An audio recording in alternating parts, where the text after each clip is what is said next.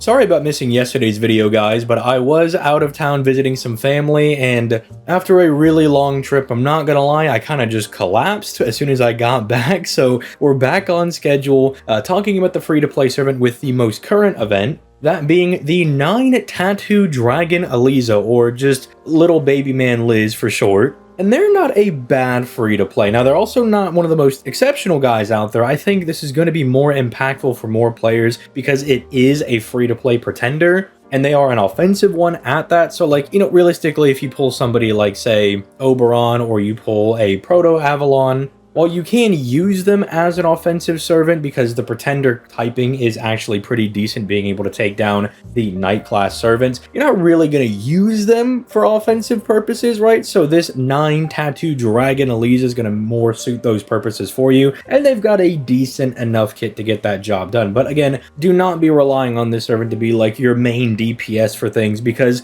they're okay. They are actually usable for the current event if you want to use them for the 90++, as I had to do that over on the JP side of things because, well, I don't really have Oberon or Koyanskaya over there, so I kind of have to make do with the strong 100% bonus damage that you get from being able to use her. And there is a little bit of RNG with that, but as we'll get into, as you'll see in this video, she's got a fairly solid kit. So as per usual, if you enjoy these videos, you like seeing daily FGO content and sometimes even double FGO videos, make sure you drop a like on the video and subscribe to the channel, as it is absolutely free and helps me out more than you know. But with that being said, let's start getting into her kit, starting off with her hits, of which she's got some pretty decent ones. I'm not the biggest fan of the double buster, double quick deck, especially on a buster servant like her. I would prefer to have the double arts cards, but it is going to allow her to be a fairly decent star genner because she does have double 4-hit quick cards with 20% star gen and a passive 6% star gen buff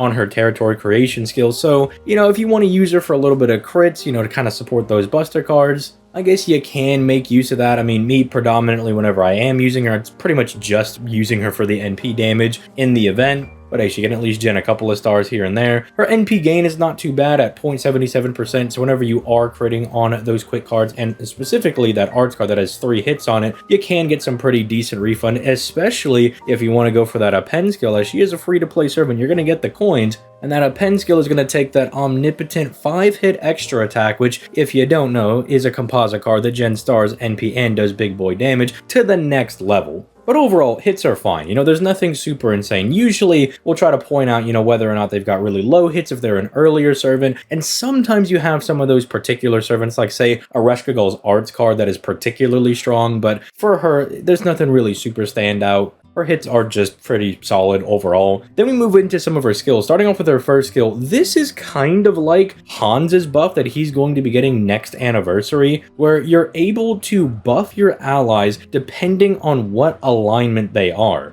So for free, everybody's going to be getting a 20% attack buff for 3 turns, which is already not too bad. She's going to give everybody the Mount Leong trait except herself for 3 turns because, well, she already has that. And that will come into play on some of her other skills, so just keep that one in the back of your head. Now, keep in mind, she is a chaotic evil servant, so she herself is going to be giving herself 20% NP gain for 3 turns. But then if you happen to be a neutral enemy, you're going to be getting a 20% NP damage buff, and if you are lawful aligned, you're going to be getting a 20% crit damage buff for 3 turns, and then she's going to increase her own star weight during the turn that you activate this skill, which I get that she has her own crit damage buff on her 3rd skill, but I do find it to be a little bit weird that the one thing that she's not granting herself is the thing that she's trying to support by giving herself the star weight on that. But, you know, I kind of get it. I understand what they're cooking with this one. They have some synergy with some of the other skills, and overall, it's not bad to have. Ideally, if you can find people that are chaotic aligned to use as supports, they will really benefit from those NP gain buffs and being able to get to their support NPs to further support her herself. But all in all, it is just a rather solid charisma. I guess, I mean, she's not really Oberon compliant, but she does give herself the NP damage buff, so if you need her to, like,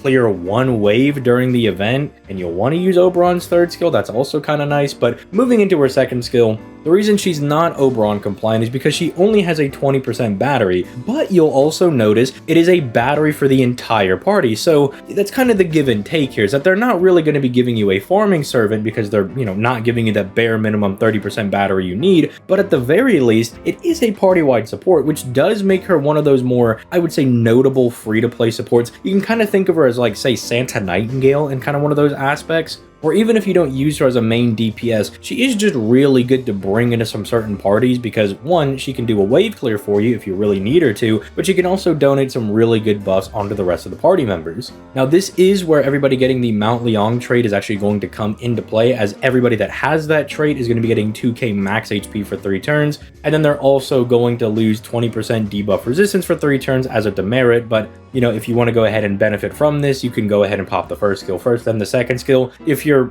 really worried about the debuff resistance, you don't have to do it in that order, but then you're losing out on the NP, you're losing out on the max HP. 20% debuff resistance is really like not that big of a deal. Most of your servants are going to have something like a goddess core or a magic resistance to kind of just negate this whole 20% that she's going to be hitting them with. But hey, you know, if you're really worried about that, you could try to be a 5-head player and try to play around that in some capacity. But moving over to her third and final skill, it's just going to be giving her a little bit of just good stuff in general. 30% quick, buster, and crit damage for 3 turns on a 6-turn cooldown. Again, just general good stuff. I would say that 30% crit damage is a little bit on the lower side, but we do actually have the new append skills that we got on JP's last anniversary that give you a pretty sizable crit damage buff that you could pretty much put on anybody if you want to go ahead and unlock that. And she is a free-to-play, so again, getting the coins for her is a bit easier than having to go summon for somebody. So if you really do want to use this, as I know there are a lot of Liz stands out there, me personally, not the biggest fan, but if you're one of those people, then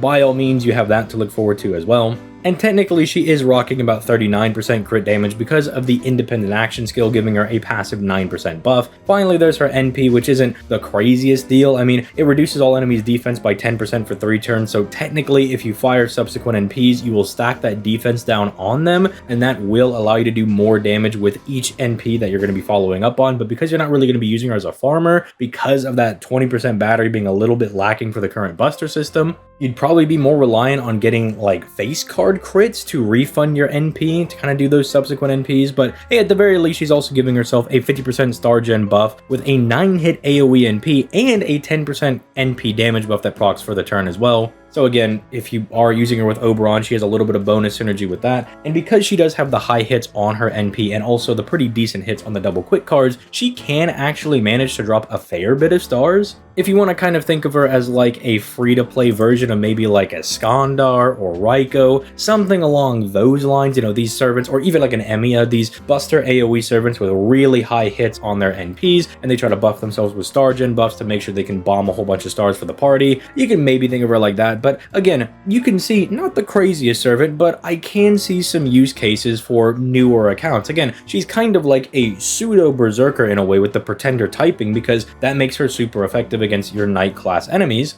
So if you are lacking, say, a really good AoE archer, technically you could use her to take down sabers for you. Or if you just don't have a good lancer, you could use her to take out archers if you really are lacking something like that. Will this be one of those servants that you're really going to stick by with as your account gets older and more powerful? Probably not. Like, I don't think she's going to be something like a BB for somebody's account, where she is still very, very valuable as a single target moon cancer, even with the advent of the 5 billion we just got over on JP, because she's at least free to play at an NP5. I don't really think you're going to be getting that from this little baby man Liz, but again, it will be useful to some players, right? And again, you can always keep her in the back of your head, like say someone like Santa Nightingale, where she does offer some pretty strong buffs to the party, can do a wave clear, technically could bomb some stars if you're also thinking about that of, you know, wanting her to clear like a wave 1, that way you have stars going into wave 2, or clear a wave 2 so you have stars for the bigger enemies on wave 3s. Stuff along those lines I could maybe see people wanting to use her for, because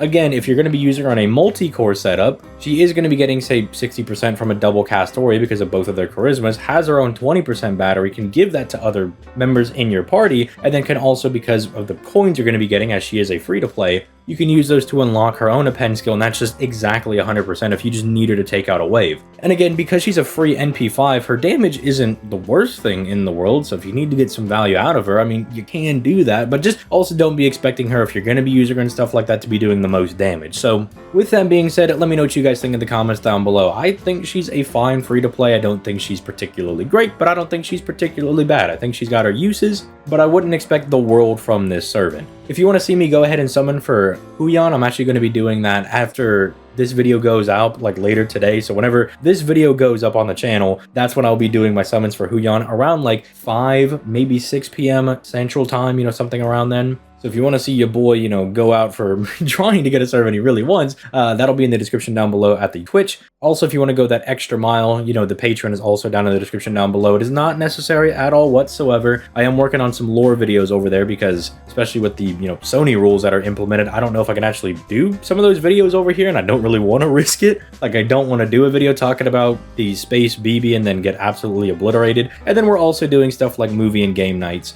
with the patrons over there. So if stuff like that is interesting to you, by all means take advantage of that in the description down below. But if you can't, just liking the video, just watching is more than enough for me. That is more than enough support. It's just for those people that want to go that extra mile. But with all that being said, I'm gonna go ahead and get out of here. You guys have yourselves a nice one, and I'll catch y'all in the next video, or I'll catch you later today on stream.